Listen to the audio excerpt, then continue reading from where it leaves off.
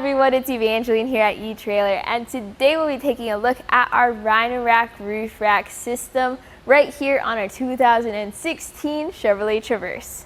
Taking your Traverse out for adventures, but maybe you want to take a kayak along as well, or a rooftop cargo box, or a roof basket, or even a bike rack. What you then need is a roof rack kind of like this. So this is going to be the Rhino-Rack Roof Rack. It comes as a kit that fits your vehicle. So you have the 54-inch long Vortex Aero Crossbars, you have these towers with integrated locks, and you have the custom fit kit for your Traverse. If you do not have a 2016 Chevrolet Traverse, make sure to use our fit guide on our website to get the right fit for you. Otherwise, stick around and learn about this roof rack. How long are the crossbars? Do they stick out past the vehicle? Do I have enough overhang for my accessories? Well, measuring from the towers to before the end cap, it sits at 2 inches of overhang. I personally prefer a bit more since you do have a taller vehicle anyways, and you're not likely to hit your head against this roof rack, but many people like this style just because it's low profile and it doesn't stick out too much. The next measurement is going to be roof clearances. So you have two measurements here. One is going to be the measurement from the top of the roof to the bottom of the crossbar, and that's going to be about 3.5 inches of clearance. If you have accessories that clamp around, that's something to keep in mind. This is a really good clearance though. The next measurement is going to be from the top of the roof to the top of the crossbar because that's where your cargo is going to sit. So measuring from the glass to the crossbar, we have it at about 5 inches. If you have your skis and snowboards with extra tall bindings, you usually want a bit more clearance. This is pretty good height for those accessories. Now, what is the capacity of this roof rack? What kind of items can you carry with this? Well, you do have 165 pounds of weight capacity, which is impressive, although you do have to keep in mind that if you do have the extra heavy items, not to overweigh your actual roof weight capacity. So add up your cargo, add up your accessory or your carrier, and add up your roof rack weight and total that to figure out if you have too much on your roof. Now, with where it sits on our roof though, we have it a bit towards the front. So let's take the measurement for a crossbar spread to figure out what types of accessories you can carry. Our crossbar spread is going to be measured from center to center, and it's going to be 27.75 inches. You see how high I have to reach in order to reach our roof rack? This is why I would personally want more overhang. That way, whatever I have mounted to the end is more easily accessible. And if you have your longer items like your kayaks or your rooftop boxes, notice where our hatch opens. Just keep in mind that if you have your antenna there, as long as, let's say, your kayak or your roof box doesn't go past your antenna, you can still carry it, although it is going to have to be a long piece of cargo with how far apart our last rail is. So these are the Vortex Aero Crossbars. So they have that aero design, which is a bit more aerodynamic, less wind drag and wind noise compared to your round or square crossbars. You also have these Vortex Aero strips. So these stay on top of the crossbar just to help move that wind around, but when you open them up, you can also mount your T-track mounted accessories on the inside.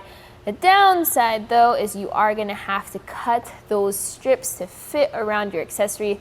My personal recommendation is go ahead, pick up an extra set of these along with your roof rack so you have some to spare. You get two types of locks with this. One is going to be just your security lock with the Rhino-Rack plastic key. The other is going to be the integrated metal lock for your tower. If you want to, you can upgrade to have metal lock cores for the aero bar. Just make sure to get extra lock cores so that you can match your towers as well.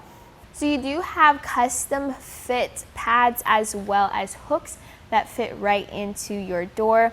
And I know you may be concerned about how that works, but since it fits around the contours, you can even slam your door on it and not have to worry about it. Just make sure you follow the install process later in this video to get it right. So to install this roof rack, everything you need is included with your kit. but I do have some extra things that I use just to make things a little bit easier. One is going to be some scissors to cut those vortex strips to size.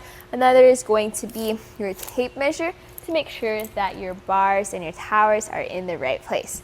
Now, let's take a look at that install process. So my personal thoughts about the Rhino-Rack Roof Rack System is your options are actually limited for an aftermarket roof rack for your Traverse, just because of how your rails are designed as well as how the factory roof rack looks like.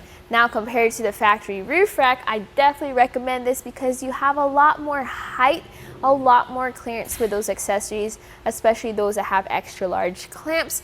And with those accessories, you don't want to hit your glass and scratch it up. So I definitely see why you would upgrade to a Rhino-Rack Roof Rack system like this. So it is going to be a little tricky to tighten things down, and I hope you were able to follow along with the install process that I showed you through in this video to get everything right, because once it's on there and it opens up all those opportunities for your Traverse. So we're going to install our roof rack, and I have everything set up. In fact, I already made my front crossbar, and we're going to set up the rear crossbar together. Now this is going to be a custom fit kit, so you're going to have specific measurements for your Chevrolet Traverse. So just follow along with that as you install your roof rack. So we're going to start with the towers, and these have keys included with them. So with it in the unlocked position, you can see how the tower is ready to get set up. So you're going to pop in the foot plate. Now the foot plate will be in the out position, so there's going to be an arrow on that. Make sure it's facing out, away from the center of your roof.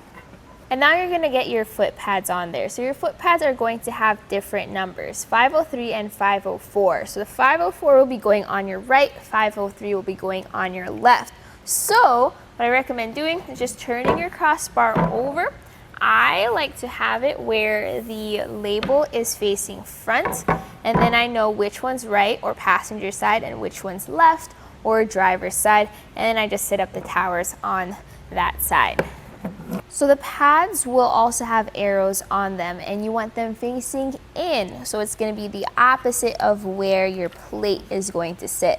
So these pads just fit right into those plastic plates. Make sure they snap into place, and once that's good to go, you're then going to loosen your tower. You can see how we have that bolt there. Use the Rhino-Rack included tool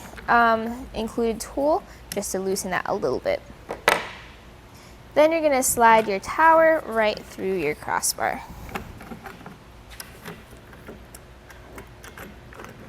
So these are going to be the Vortex Aero Crossbars. So as per your sheet, it's going to tell you how much of your spacer you're going to have to cut. So we have it on our rear crossbar, and we're going to go to 155, cut right there, and fit that into our crossbar.